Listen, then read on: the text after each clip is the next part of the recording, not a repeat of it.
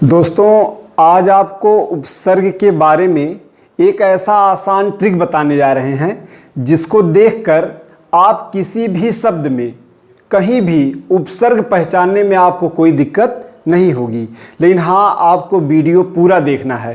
पूरा वीडियो देखिए, फिर आपको उपसर्ग कहीं भी पहचानने में कोई दिक्कत नहीं होने वाली है। चलिए देखते हैं, एक ट्रिक है उपसर्ग का। देखिए उपसर्ग क्या है। उपसर्ग बताया गया परिभाषा आप कई बार पढ़ चुके हैं, उन सबसे यहाँ मतलब नहीं है, केवल आपको तरीका सीखना है एक आसान। देखिए क्या है, पहले आप देख लीजिए उपसर्ग सभी। उपसर्ग जैसे आपका है आ, अव, उप, अप,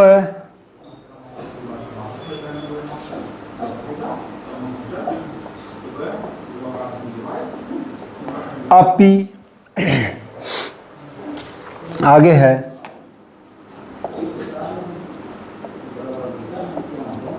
अभी, अति, और देखिए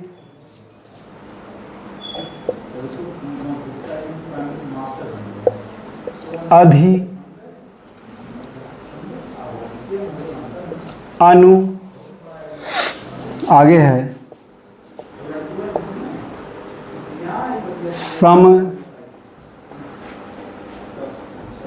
सु, नि, वि,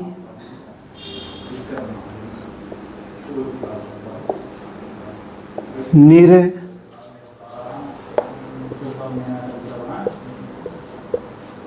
निस,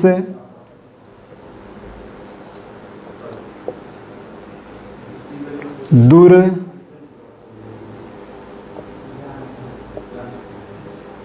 दुस, आगे है प्रा, परा, प्रति, परि। बस इतने हैं। देखिए एकदम आसान है। सब कितने हैं देख लीजिए, आपके कितने सब उपसर्ग कितनी है संख्या जो दिखाया गया लिखा गया। बस इतने आपको क्या करना है, इस पे आसान तरीका देखिएगा। इसके आसान तरीका है, जैसे आप महेश्वर सूत्र आप रट लिए, याद कर लीजिए, आसानी से पढ़ सकते हैं। आयुल रिली क्यों एवं छवरट लड़म गणनम जभय गणधस जब गणधस खप चट चटतो कपय ससर हल। उसी प्रकार से इसे भी आपको रट लेना है, याद कर लेना है एकदम पूरी तरीके से। जैसे देखिए ध्यान दीजिए क्या लिखा है, आ औ उप अप अधि अपि अधि अति अधि अनु सम सु नि वि निर निस दुर दुस प्रा परा प्रति परि। इसी प्रकार से आपको कई बार रटना है, कम से कम 10 बार रटिए इसे। जब तक आपको याद ना हो जाए तब तक इसे रटते रहिए। जब आपको ये पूरी तरीके से एकदम याद हो जाएगा तब आपको आगे देखिए, आगे क्या होता है आगे हम बता रहे हैं। जैसे देखिए उपसर्ग समझने के लिए आपको संधि आना चाहिए। संधि बताया गया है, संधि में क्या क्या है इसके पहले भी आपको वीडियो भी डाला गया है, उसे देख सकते हैं अगर ना देखे हो। क्या होता है देखिए, जैसे शब्द दिया गया, एक शब्द दिया गया हार। हार एक शब्द है, लेकिन इसी के आगे शब्द उपसर्ग जोड़ दिया जाए, आ उपसर्ग जोड़ दिया गया, क्या बना आहार।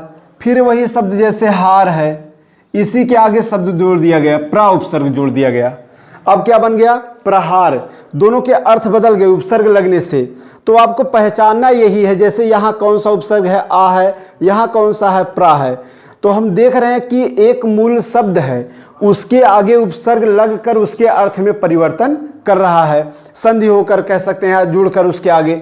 और आगे जैसे लिखा गया और शब्द ध्यान क्या इसमें देना है, सबसे बड़ी बात परीक्षा में जब भी विकल्प में आपको उपसर्ग मिले कौन सा उपसर्ग है, तो वहां तो सबसे पहले आपको ध्यान ये रखना है कि उपसर्ग में जितनी मात्राएं हैं सभी छोटी मात्राएं हैं, कोई बड़ी मात्रा नहीं है। जितनी भी मात्राएं देख लीजिए, यहां देखिए आपका, जैसे यहां देखिए छोटा केवल एक ये है एक ये है, दो शब्द आपको ऐसा मिलेगा जिसमें बड़ा का मात्रा है, और बाकी जितनी मात्राएं आपको उपसर्ग में मिलेंगी सभी छोटी।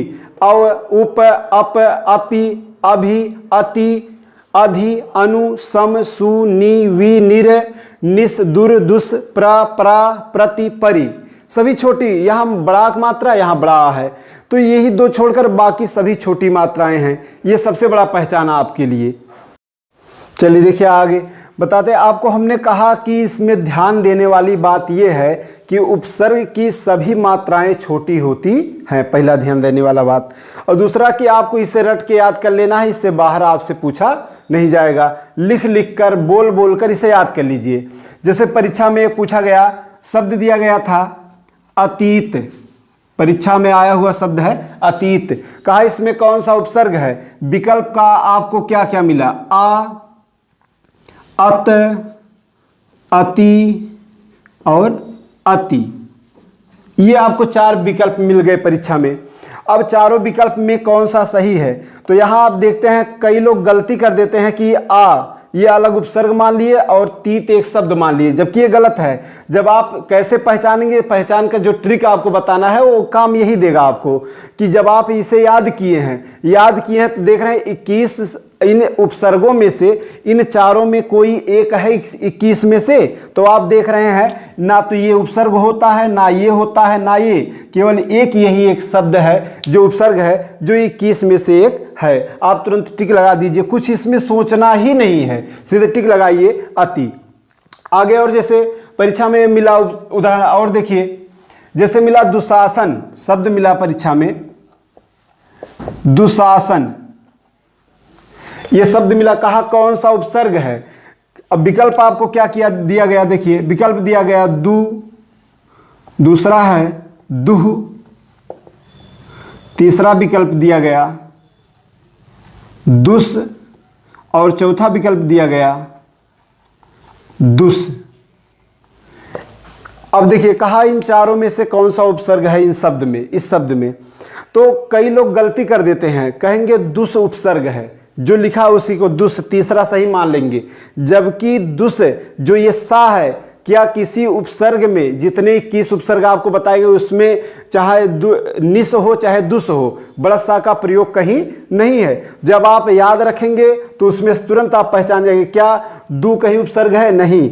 दुह उपसर्ग है? नहीं है। दुस ये तालब्य से बड़ा सा कहीं उपसर्ग है? नहीं है। उपसर्ग है तो दुस हलंत युक्त छोटा सा, इसलिए आपका यही सही हो जाएगा। ये यहाँ शब्द क्या है और उपसर्ग क्या है? यहाँ है दुस धन आसन, ये आपका शब्द था, दुस उपसर्ग। आगे देखिए और जैसे मिल सकता है निःशुल्क,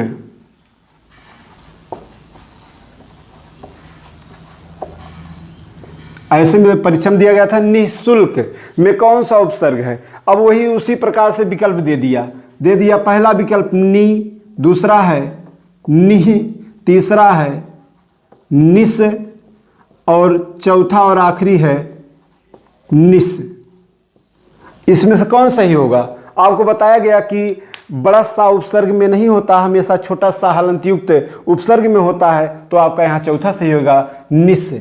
और संधि आपको अगर तैयार है, संधि उसी से लिया बना हुआ शब्द है जो आपको पढ़ाया गया अच्युत संधि, कि जब छोटा सा और तावर के बाद बड़ा सा और चा वर्ग आए तो छोटा सा के स्थान पे बड़ा सा हो जाता है, उसी अनुसार से ये बना है निःशुल्क। और जैसे आप देखिए आगे एक उदाहरण दिया गया था, अभी एक परीक्षा में आया था, बहुत अच्छा शब्द था, उसमें लगभग सभी लोग, बहुत ही कम लोग सही करके आए थे। उसमें था क्या शब्द? अप्रत्याशित, ऐसे लिखा था अप्रत्याशित शब्द दिया था। अप्रत्याशित में कौन सा उपसर्ग है? विकल्प या मूल शब्द बता दीजिए। इसमें पूछा था मूल शब्द क्या है, एकदम आसान है। देखिए यहाँ उपसर्ग क्या क्या जुड़ा है, देखिए यहाँ तो पहले एक आ निकालिए, उसके बाद बचा क्या? प्रत्याशित, मूल शब्द आपको बता रहे हैं क्या है इसमें। उसके बाद फिर यहाँ आपका एक उपसर्ग है, कौन सा? प्रति, यण संधि के अनुसार ये बना है, यहाँ उसे निकालिए प्रतिधन आसित। अब बहुत से बच्चे क्या किए, इसी आसित को मूल शब्द बना दिए, जबकि मूल शब्द ये नहीं है। अभी मूल शब्द इसमें निकालिए, अभी इसमें आप निकालेंगे तो मूल शब्द आपका बचता है आस। मूल शब्द क्या बचता है, आस, जिसमें इत प्रत्यय जोड़ा गया है, जिससे बना है आसित। तो इस प्रकार से यहाँ आप एक एक को अलग करके आपको बताया गया कैसे, कहाँ मूल शब्द इसमें क्या है। मूल शब्द इसमें केवल है आस। तो दोस्तों आपको कठिनाई कभी नहीं होगी, केवल आपको ध्यान ये देना है कि उपसर्ग कौन कौन से होते हैं, ये रट लेना है। चलिए हम आगे देखते हैं कि एक उदाहरण सबका देख लेंगे, कोई दिक्कत नहीं होगी, आपको पहचानने में कहीं दिक्कत नहीं होगी। देखिए जैसे यहाँ पहला आपका आ उपसर्ग से है, यहाँ आपका शब्द बनेगा, कोई कठिनाई नहीं होगी इसमें। जहाँ कठिनाई होगी हम बताते चलेंगे। यहाँ आपको एकदम आसान है, आजन्म। शब्द क्या बना, आजन्म। कोई एको बार किसी शब्द में, यहाँ भी पहचानना आसान है इसका भी। जैसे शब्द दे दिया अवगुण, कोई दिक्कत नहीं, अवगुण मूल शब्द है, अव उपसर्ग है। आगे दे दिया उपमंत्री, कोई दिक्कत नहीं, यहां भी उप एक उपसर्ग है। आगे मिला आगे आपको अपमान, कोई दिक्कत नहीं, इन सब शब्दों में सब आसान है, कोई दिक्कत नहीं। अप यह आपको मिला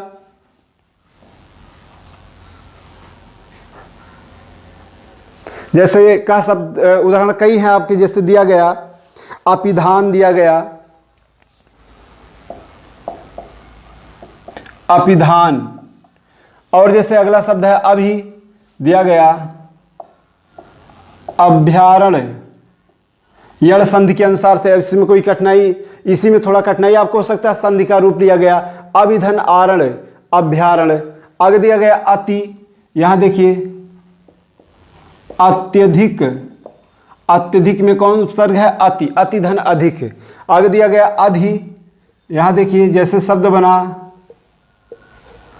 अध्यक्ष, अधिधन अक्ष, अक्ष माने ऊपर, अधि माने स्थित, जो ऊपर स्थित हो उसी को अध्यक्ष कहा गया है, अध्यक्ष। आगे इसमें भी कठिनाई नहीं होगा, जैसे शब्द दिया गया अनुराग, मूल शब्द निकाल, राग निकाल लीजिए, अनुपसर्ग है, या अन्वय शब्द भी मिल सकता है। अन्वय में कौन सा उपसर्ग है, अनु। आगे सम में सम उपसर्ग जैसे दिया गया सम्मान, सम उपसर्ग है। सु में जैसे सुकोमल, एकदम आसान है, सु निकाल लीजिए, कोमल एक मूल शब्द है। आगे नी दिया गया निषेध, निषेध। वि दिया गया जैसे